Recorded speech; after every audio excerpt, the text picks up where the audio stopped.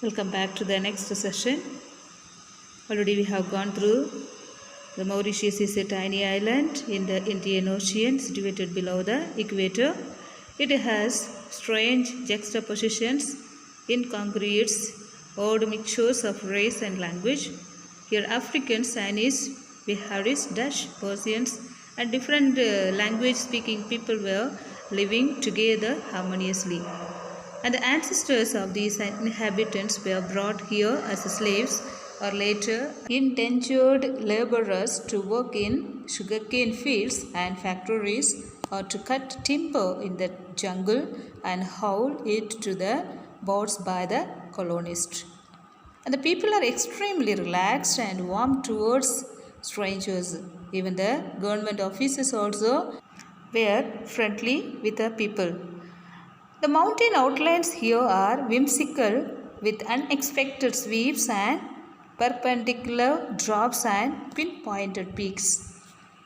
The whole country is 64 km by 50 km in size.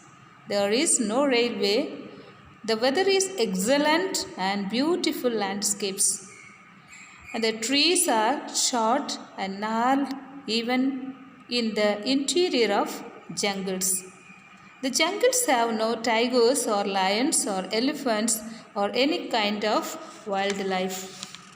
On February 6, 1975, a 320 km king cyclone had struck this island and brought devastation in life of the people.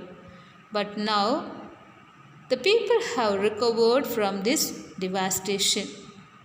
And this island has become world famous due to the calm turquoise blue lagoons and coral reef that runs parallel to the shore, keeping the historical waves away at a safe distance from the beaches. And the author comes across different types of fishes with different colors as he along with his wife went on for boating. Next we are reading the 16th paragraph.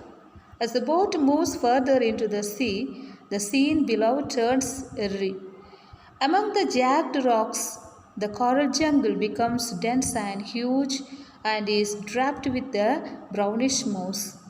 I see shapeless, ugly creatures crawling in the dark depths of the sea covers. I feel unblinking eyes are watching us from below the giant mushroom, like growth all over. Headless animals, pretending to be plants, stuck in one place, sway from side to side in a ghostly manner. A cold shiver runs down my spine. Moss means wet soil. Pretending means make believe. And ghostly means spirit.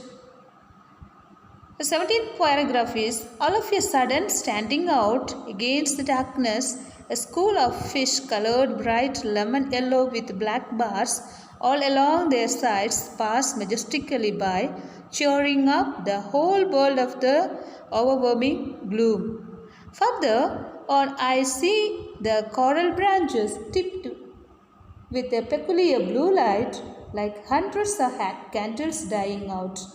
Plenty of colors coming now: violet, yellow, pink, green, post box red. Fishes with hideous spikes all over their body. Fishes with long tails. Fishes with battered faces, all of them with a damned look of contempt sorts, crisscross a path in a weird light against a nightmarish landscape. Hideous means very unpleasant.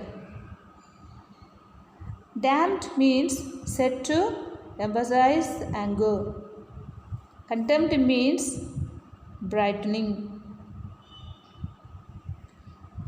Unfastening my seat belt, preparing for my return flight, I vaguely think of the future of Mauritius.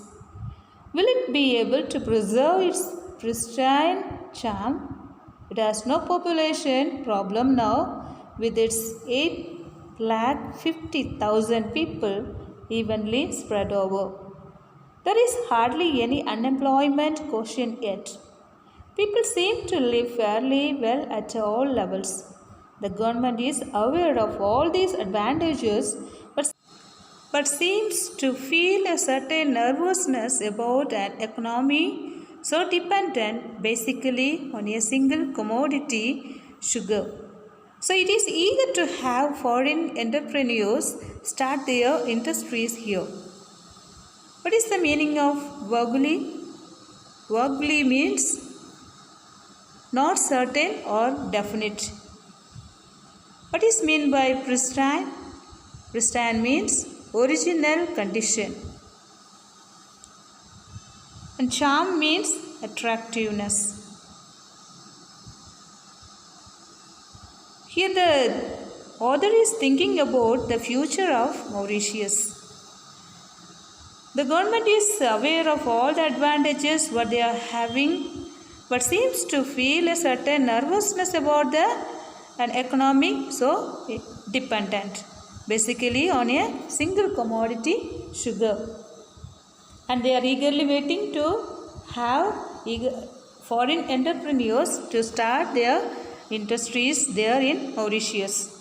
And with industrial growth, the living space will shrink. Cars and trucks will increase. Their roads will have to be widened to take the load. The price of land will go up and flats will appear. Cost of living, pollution, unemployment, slums, taxation, controls. Oh, all these thoughts come to me from force of habit. And enlightened people can, of course, guide themselves away from all such evils and still preserve this paradise on earth.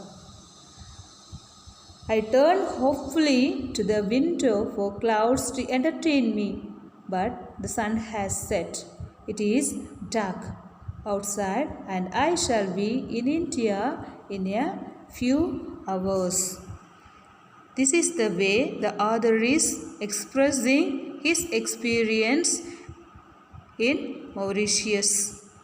As the author took his journey to Mauritius with his wife for sightseeing, he says he could not help drawing a comparison, although ridiculous and rather far-fetched, between his walk observations at 10,000 meters watching the clouds and what he learned of Mauritius later. And it was surprising for him to see people of different origins living together with a peculiar sense of oneness. And he was very much impressed upon the warmth and friendly nature of not only the ordinary citizens but also of the government officials of high profile. And he was very much impressed by the strength of people to fight against all the odds of nature and yet live with it. At the end, the author was forced to think about the future of the tiny island. By this, we are ending our lesson. Students, read the lesson repeatedly and try to understand it properly. Copy of the question answers and the exercises will be sent. Copy down in your classwork and learn it properly. Thank you. Have a wonderful day.